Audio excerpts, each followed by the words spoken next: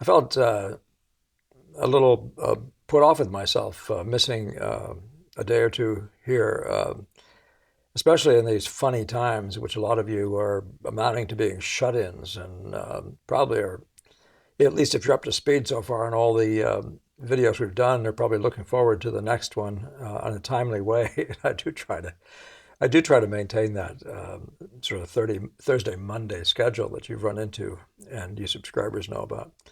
But a in any case, and we do have a now a donation button. Several people have asked me if there's a way to donate. I'm not asking for donations, but they're always welcome, believe me. And this is time consuming in relation to painting and that sort of thing.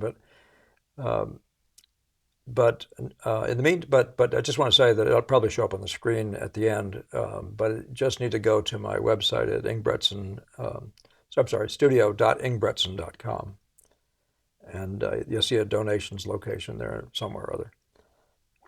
And thank you very much for all of you who've asked to be able to do that. All right, and yeah, so again, in these funny times, I was reminded, oddly, and I don't know what in the world brought it up. I was reminded of this funny story, a scene in Orson Welles' The Third Man.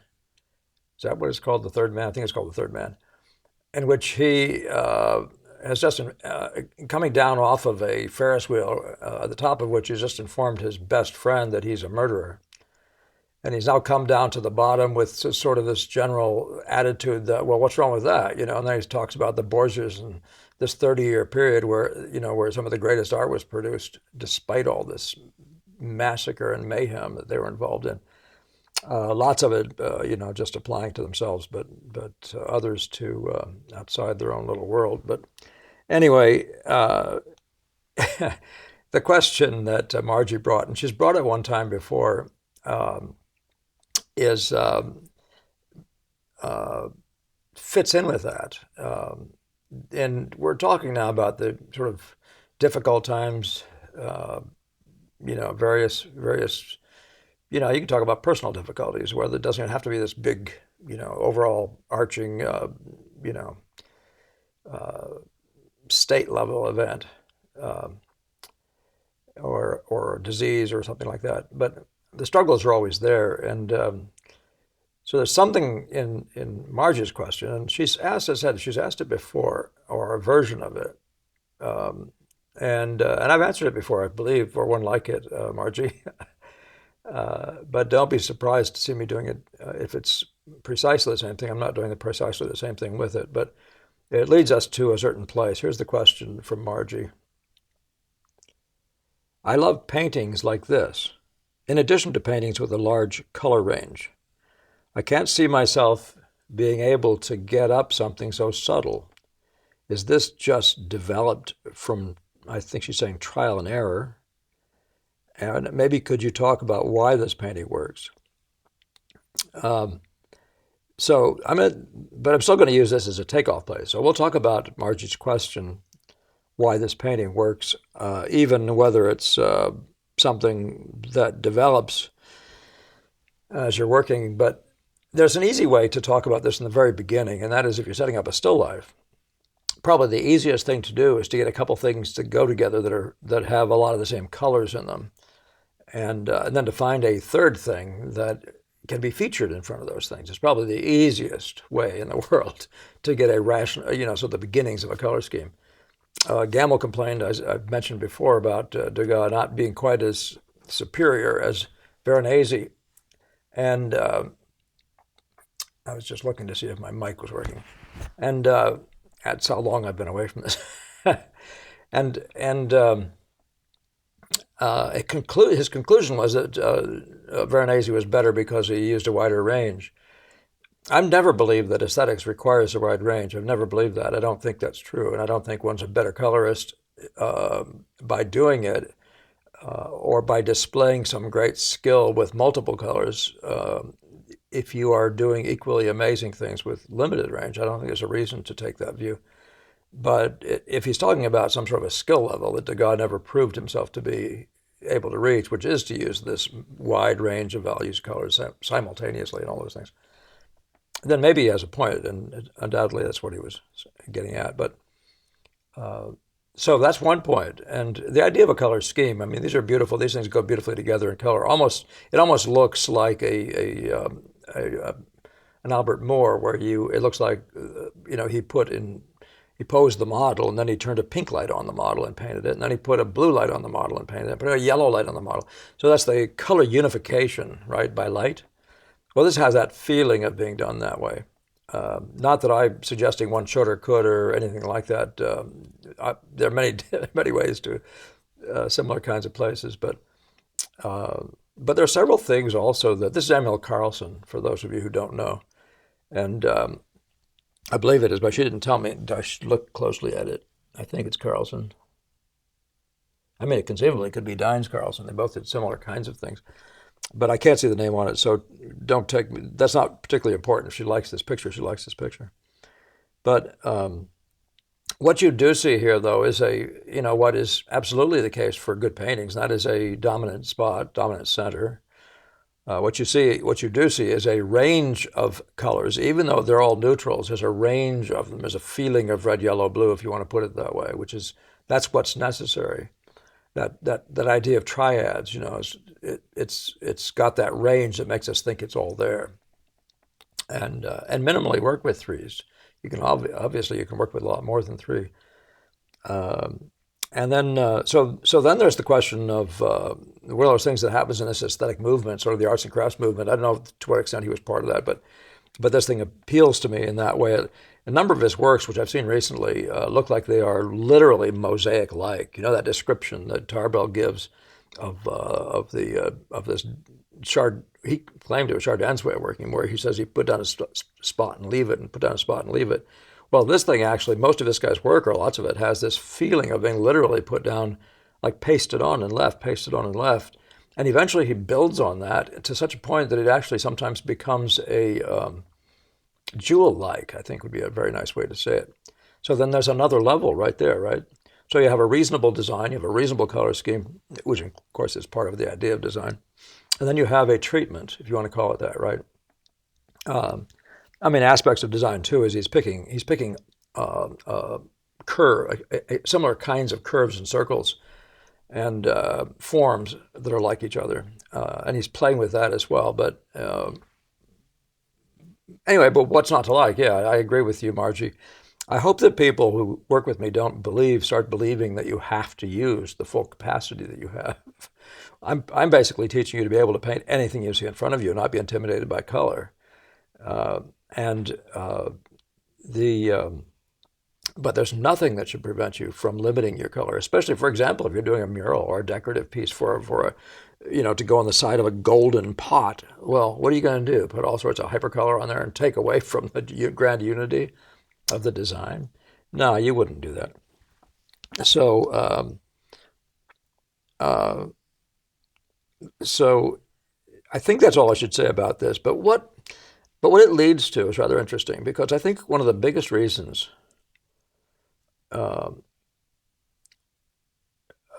one is attracted to what we call art is, it's connected with beauty. And another thought about it is it's rather connected with this thing called mood. But there's an evocation of something, right? And we call it a feeling or a sense. As I said, a mood or but these things are all work around sort of the same point. And so Carlsen is often full of this, and so is the arts and crafts movement, or those people in that era. And I referred last week, I think, to doing as being part of that, and to Arthur Matthews out in California, and there are quite a number of others. Arthur Dow, I believe. So, but if you take that and say, let's just say what we're now looking at is a picture that now holds us captive for reasons that are, you could say, purely decorative and are purely visually aesthetic. And then there's a question of whether there's more to it than that, you know. And so, by the way, this conveys a feeling of being ancient, which is rather interesting. And if you set something up and it conveys that feeling, then it's projected to you in a way that really, really fascinates you, then undoubtedly that's what's going to come through by the time you get to the end, is that those things that hang around that idea of the ancient are going to all be there. And you know, and there's so many other things. I mean, the idea of the feeling of the monumental and all those things, they're all of a piece with this. But I'm wandering around too much. What I wanted to say is just this one thing. That is that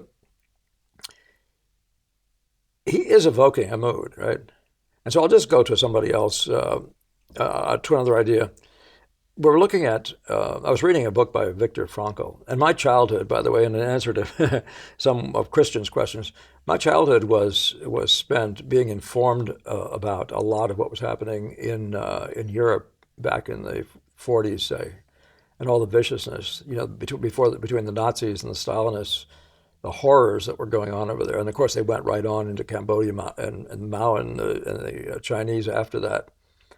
But the horrors of a concentration camp, you know, were in my eyes. You know, my folks would read things, and they'd read things to us, even as younger kids. But Viktor Frankl, who wrote a book called The Search for Meaning, a previous title was Auschwitz to Existentialism, describes a woman there who was in despair and nearing that place of wanting to be suicidal, I guess. And he said that one day she came out of the, and believe me, I'm remembering this from way back, so I might have it significantly wrong. But the woman came out of one of these barracks one day, and there in front of her was a dead tree that she'd seen over and over and over and over again. And she looked at that dead tree, and she looked, and then she saw it. She saw something, right? So what did she see? What is that something, right? But it gets to the question of meaning, and all of a sudden she didn't have that same desire to die. It's an interesting, fascinating thing that goes on, because I'm looking at this tree, say this is the tree, dead. You know, when she first came in, she probably saw this whole place is dead, and I'm going to die here. You know, these are death camps. And so it was all symbolism in that way. But when she came out this one day with the idea of dying in her eyes, in her mind, in her soul, whatever, and looked at this tree, something gave her hope. Something elevated her soul, right? Which is, of course, the job of painting. But you think about that, and you wonder sometimes: would this painting, elevate the human soul? You know, and what is it? What is it that's going on here, right? Now you could say, well, she saw that, and she knew there was a God. I mean, I remember myself standing on a hillside at Fort Leonard Wood, Missouri, miserable, maybe February in Missouri, and on the gun range, right? Everything about it was a misery. The rain was blowing icy into our weapons and all this sort of thing, and I remember having that same sense, you know, something not suicidal, but you know, that sense of, you know, real frustration at being there. And of course, this is the end of the Vietnam War, when lots of us thought there was a lot better things to do with our lives. And at that point, when you saw that you know, with cynicism, what was happening.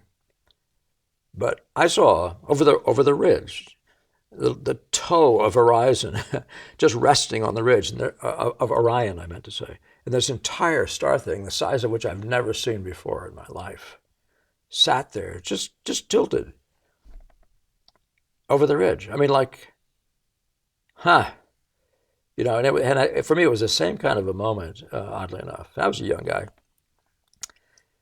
But it was the same kind of a moment where all of a sudden, okay, all right, we're going on, you know, it's the sort of thing, you know. And, but it was like, you know, you could say it was like a gift from God, you know, those sorts of things. So is it the awareness of the Creator suddenly, and you realize there are bigger things? Well, is that part of what art ought to be doing as well? You know, what does it take to elevate the mind? So talking about mood, though, and there's this whole idea of the, the sort of the personal equation in painting, but I've always admired that ability to conjure. I'm going to use a word that isn't quite fair, but to get at melancholy that Andrew Wyeth has. I don't know that I've referred to him before in these videos, but his pictures have nothing if they don't have melancholy.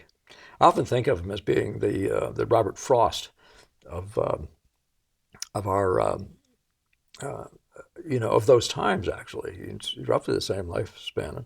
I think he's a little bit younger than Robert Frost, but these two pictures just here, they very strikingly have that quality, an element of mood, right? So is it mood? Is it just a feeling of melancholy? Are pictures good because they have a mood? Or is there a mood? I mean, is Edgar Allan Poe right when he says the proper mood of art is melancholy? And if it is, why? Why so much music melancholy? Why is so much music we love melancholy? And I'm talking about that poignant sadness that somehow attaches, right? You talk Ayn Rand, and another one of those people that I've read as a younger person, Christian, is some of her writing and some of her thinking. But she talks about art and the sense of reality, the significance of bringing across your sense of reality. And, we talk about the realist today, but realism really isn't about making noodling a face. It's actually bringing across that perception that this is real. This is the stuff I'm made out of. This is the stuff of my existence and my experience. And so, you see, if it was just mood, you'd say some giddy picture would make you just feel just as like it was just as valued as something like this, with that spirit of melancholy. So, so what is that thing? Sorry, Margie, I'm stealing your little discussion about those kinds of paintings, but maybe I'm not. But I brought you this before. This is that Michelangelo, where I tell you, this is where I first got the idea of what painting is capable of, right? Yeah, I know it's sculpture. But what it conveys is this, to me, at least at this point, in this unfinished sculpture, is this awesome sense of reality. The sense that we have this strength. We're coming alive out of the clay, and we have dreams and visions and power and potential, and we are so stuck. It is like the angst and all the rest of the human condition that goes with it.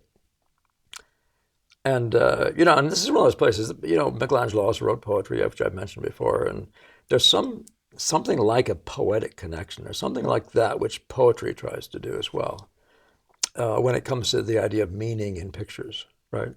And by the way, for all those guys who think I don't respect that idea of meaning, subject is one thing, but meaning is a whole other thing, right? And as I've, that conversation about subject needn't be covered again here, but this is the question of meaning, and what we can't grasp, we try to allude to, right? We try to reach out for, in some way, try to approximate, or to suggest, or how else can you say it? Another question that came up with Christian, he asked, we were talking about Paul Valery, a poet who and he said, "Are there any intellectuals that have influenced my thinking?" He says, "I ask you because I refer to C.S. Lewis and others as having interested me, but this is what I'm going to suggest about intellectuals and the idea of intellectuals. And by the way, I'm a reader, and I just finished this 500-page book about the need for authority, for government to have authority in nature and nature's God, before it can actually be expected to be submitted to by people." And I might have spent an entire book. And by the way, speaking, you're getting to know who I am, and Ayn Rand, and now here I'm reading. I'm talking about reading books, but I've always spent my life reading on liberty. There's two issues, slavery and liberty, have always been sitting there in my face my whole entire life. And, I'm not sure I can tell you exactly why. But yeah, there's some beautiful things related to them. I don't know if there's anything bigger in man's existence than these two issues, right? Now, but here's Gamble doing what's called the predicament on the right. And I like this picture. But what is it about that picture that isn't the other one, right? So if you look closely at the Gamel, you're going to see those characters. Here's a masked character down here, putting some limits on the guy's feet. Here's a mask. Oh, what is that in relation to the man? And all this idea of this fears out here and his dreams in here and all these things, right? It's all wonderful stuff, right? But to my view, and this is with no disrespect intended for Mr. Gamel, this is the work of an intellectual. And this is the work of an artist. Now, that artist may not be quite the right word to counterpoise against that one, counter whatever position against that one. But there's an element here of the suggestive, of the poetic suggestiveness, and there's an element here of over-describing the sort of thing that I expect out of the intellectual, the guy to tell you every little thing about it, and it's sort of a fine assessment of it, but it doesn't leave you with that one thing that you actually need, and that sense of meaning, that sense of it, that's different from just seeing it with your mind, right? That's just more interesting stuff that comes out of this discussion. So I look over here again at White, I've shown you before. Now this is a picture that's full of mood, right?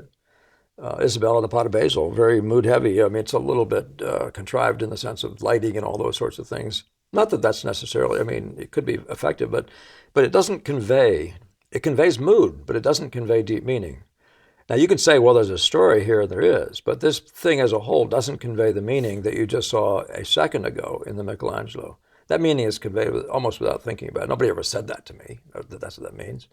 It just moved me, and I kept looking at it. And one day, all of a sudden, I realized, that's me. Oh, that's me.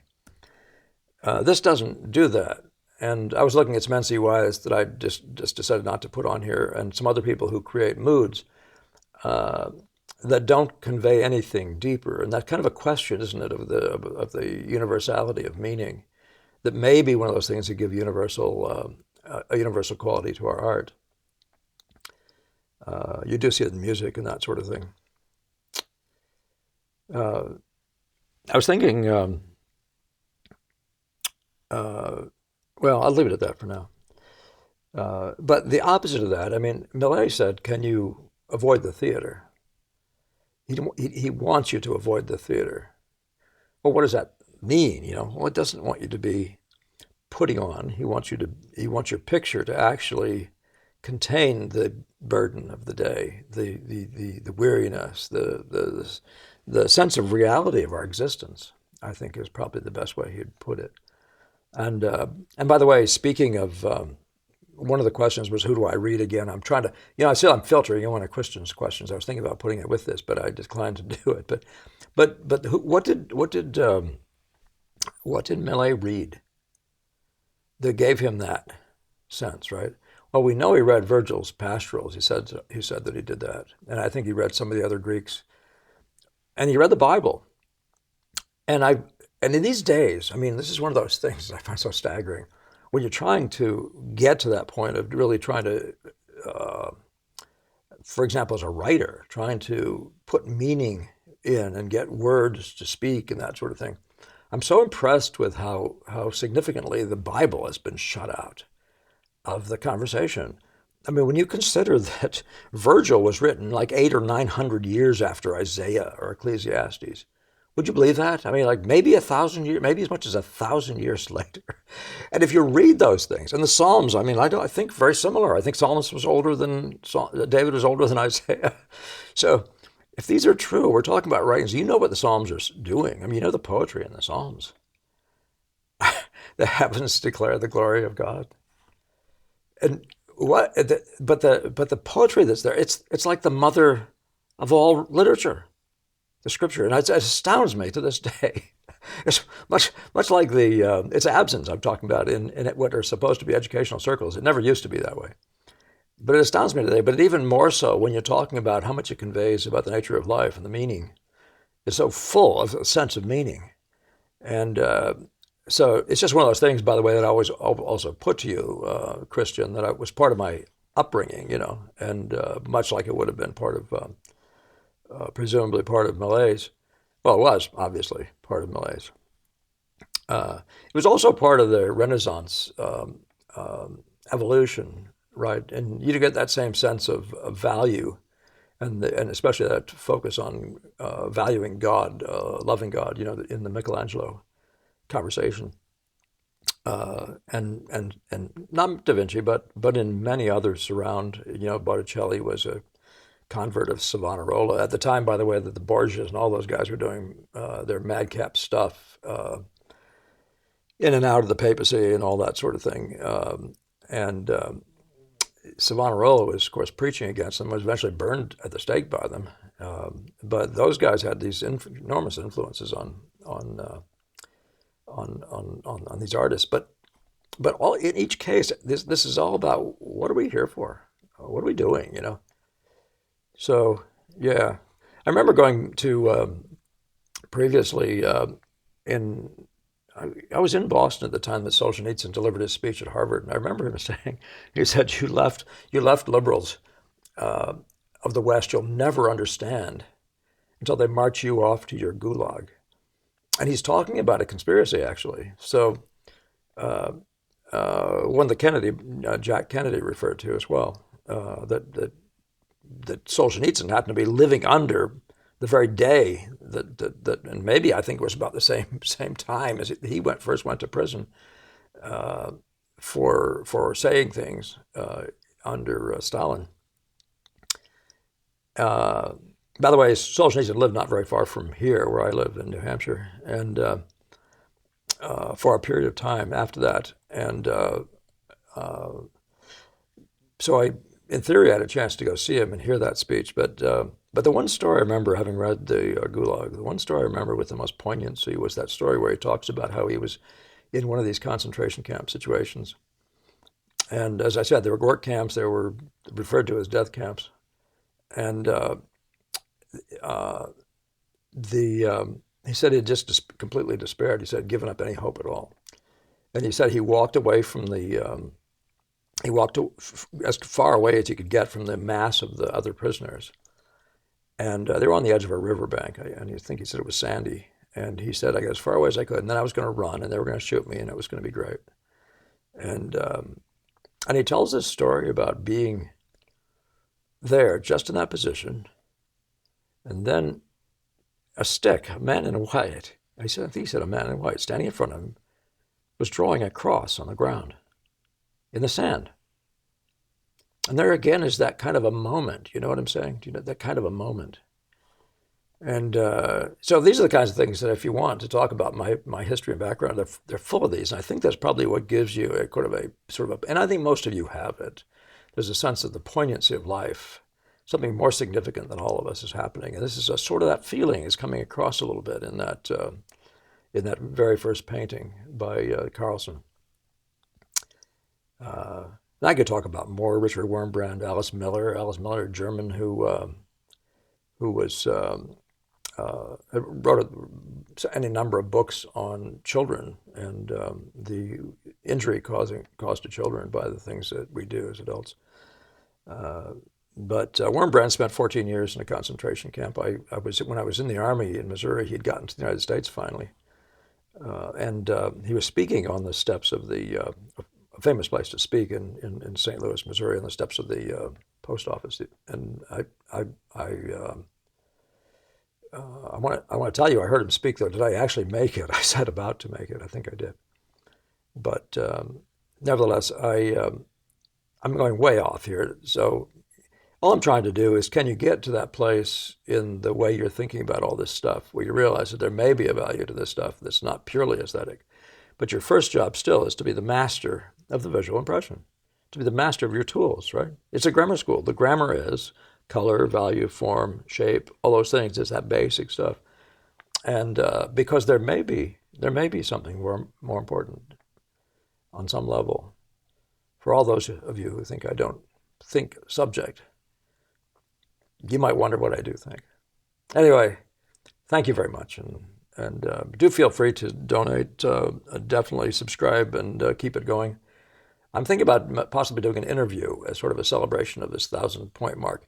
And by the way, I want to apologize for the ads. That sort of comes with the territory eventually. And I think we've made $5 in ads since those things started. I think the first time they came out, there were 5 of them on that window, and it was horrible. So All right. Okay. So next time, I'll see you next time, and wish you well. And I'll try to get you one in a proper timing now, so that we're not off schedule. You can anticipate it. Okay. Thank you very much.